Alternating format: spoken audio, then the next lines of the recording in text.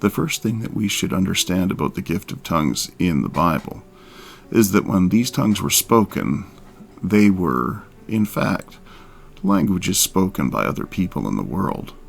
In other words, they were human languages. They were not ecstatic speech. They were not a private prayer language. This is demonstrated to us quite clearly on the day of Pentecost when the gift of tongues was given. When the Spirit descends and the disciples speak in these other tongues, all of these visitors to Jerusalem from various parts of the empire, Cretans and Arabs and so on, hear the word of God spoken in the languages that they customarily speak, and they are amazed.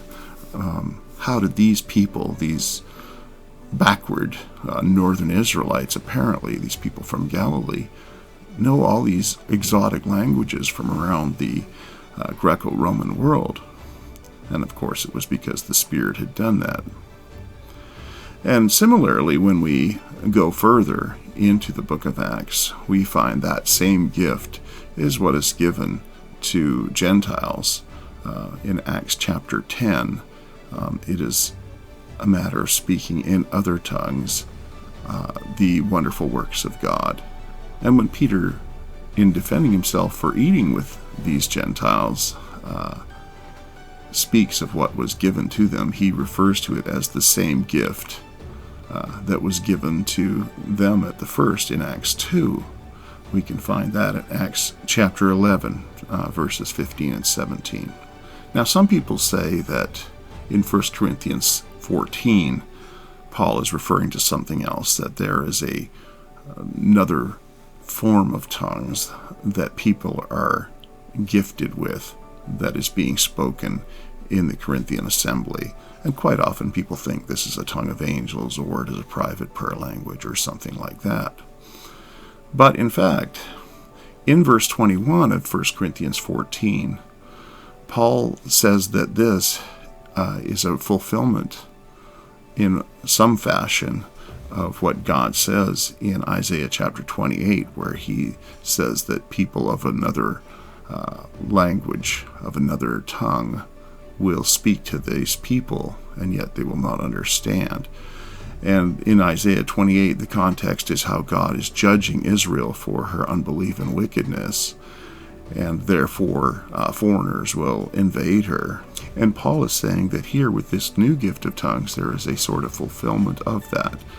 In other words, there are Gentile languages being spoken, proclaiming the word of God as a sign against Israel. They are no longer given this unique deposit of the word of God. It has now gone forth.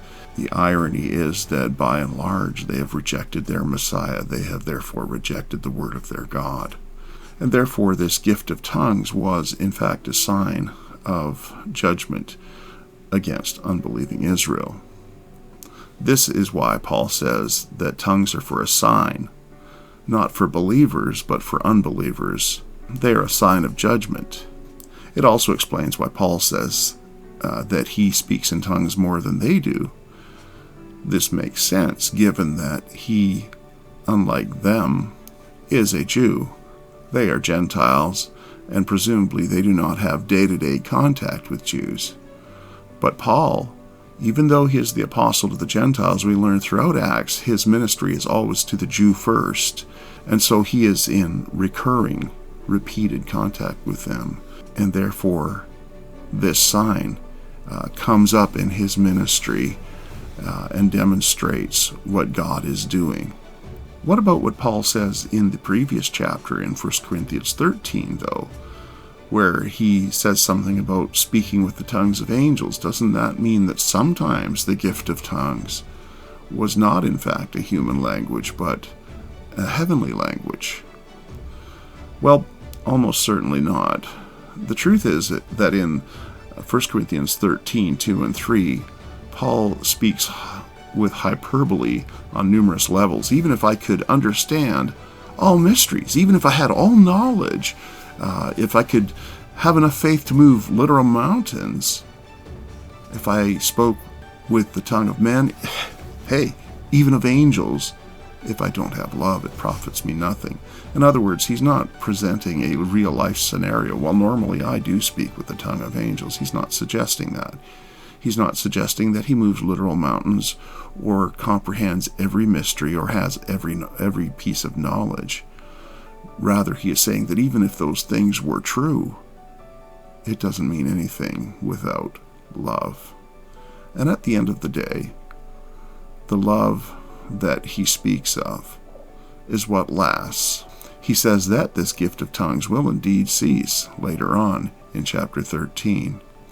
Even prophecies will fail and fall away, but love remains.